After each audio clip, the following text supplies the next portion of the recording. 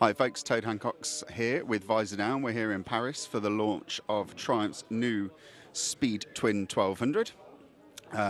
This is kind of Triumph are billing it as a bit of a stepping stone bike. So this is for people who've been riding on the Street Twin, the 900cc bike, and have been riding on that for a few years and are looking for something with a little bit more performance.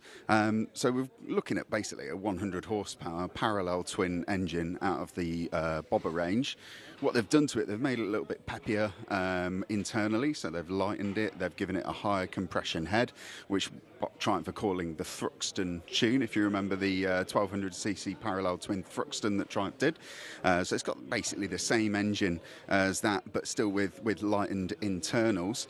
It's got the same 6-speed box, but what they have done is they've kind of taken the DNA of the Street Triple, so the sporty wheels, sporty alloy wheels, and the Brembo brakes that you see at the front end, and they've mated them into kind of like this modern classic style, if you like. And I think it looks really, really nice. It's got a nice sort of jacked up profile to it and a low front end. It looks like a roadster.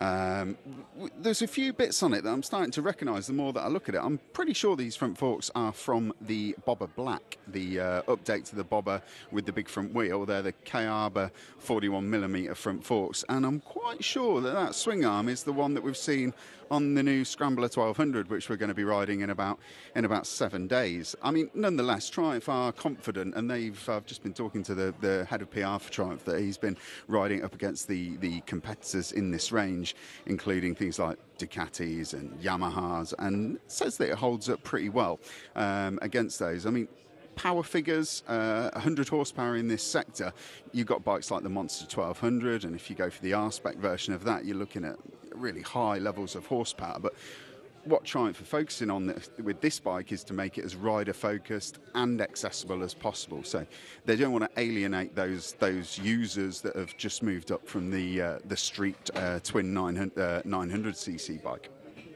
All in all, I think it looks great. We've got a few different versions around the room here that I've been filming. There's one there with fully accessorised with Vance and Hines pipes. We've been told that we're going to be riding this in the middle of January.